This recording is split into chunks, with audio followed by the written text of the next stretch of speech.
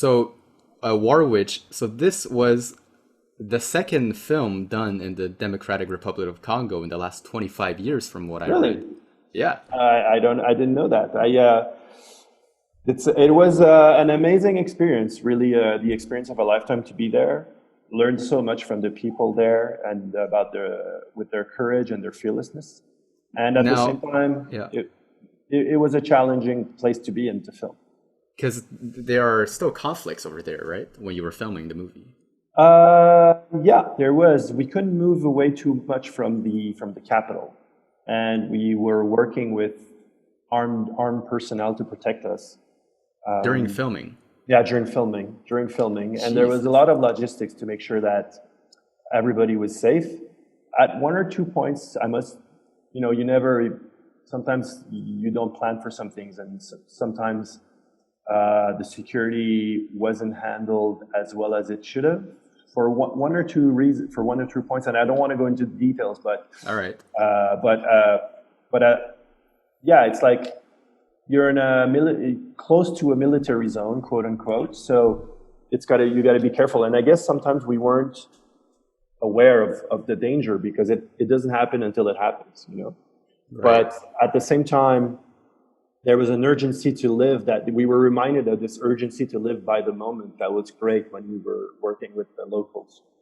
Yeah, and because out of all of the places you could be, this was a very risky move to, wasn't it, to film in the place where you're physically in danger sometimes when filming this Yeah, movie. well, I compared three places. I went to Cameroon, which was great. We went to Kenya, and we Hmm. went to the Congo to decide where we should do the film. And Kenya, truth be told, was much more comfortable as a place. They Right. had ferries, they have staff, they have an experience, they have a big history of doing films there. But there was something about when we would do open calls for casting in Congo. I guess it's the heritage of the verbal tradition, verbal storytelling. I don't know Okay. what's the right word, but anyways, there's like people tell stories. It's been like for thousands of years, people are going around a Yeah. circle, and the elders are telling stories, and it's transmitted. So they're natural actors in the Congo, and it's really amazing. And there's something in that culture about storytelling that's very nurtured. Mm. And we would do open calls of people who weren't actors, about 1 in 10 turned out to be a really good actor, just like a Oh wow. naturally good actor. Whereas here in Montreal, it's 1 in 1,000, you know. And in Kenya also, it was a different kind of culture towards, sometimes there are cultures. I think that in the past, in my Vietnamese culture, acting was considered something a little off. You know, it's not something that's Okay. very. It wasn't. It was considered not a serious thing in the past. It wasn't Yeah. something considered that's serious. Something more And artistic, more on the side. Yeah. yeah, maybe. Yeah, exactly. And it wasn't necessarily cherished. And it depends on each culture. It's really, and so that there, from one country to the next, like Rwanda to Congo, the relationship to acting and to performing is very, very different. It's very, very different, and you could actually see it from the Burundi to the Congo, how the acting talent was different. Now, this might sound a little bit irrelevant, but there was a lot of, you guys were using a lot of prop guns, AK-47s during the movie, and then you have people with real AK-47s. Yes.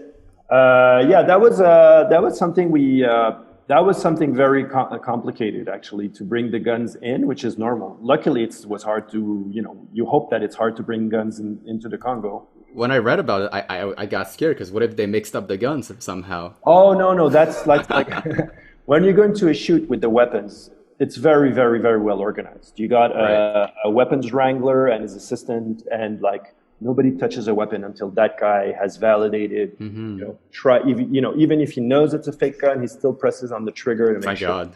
And there's yeah, exactly. And there's like a whole process of using, but.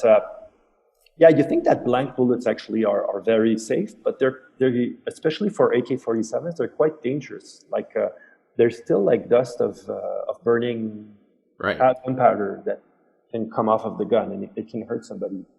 Jesus. So all of that is yeah.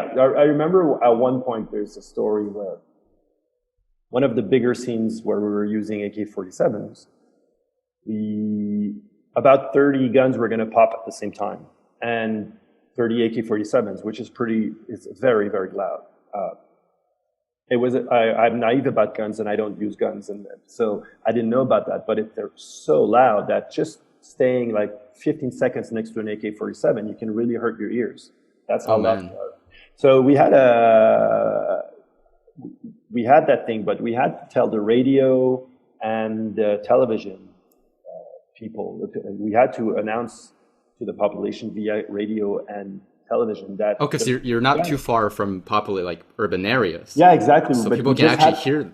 Yeah, exactly. But even if we're like 20 kilometers away, you can hear guns. Yeah. AK-47s. So we just had to tell the population, listen, you're going to hear guns tomorrow. It's not an attack. It's not a military operation. We're Canadians that are coming to do a film in the middle of the Congo. That is so Canadian of us. Yes. Coming to the middle of the country and then just telling everyone it's just for a movie. It's not real. Exactly.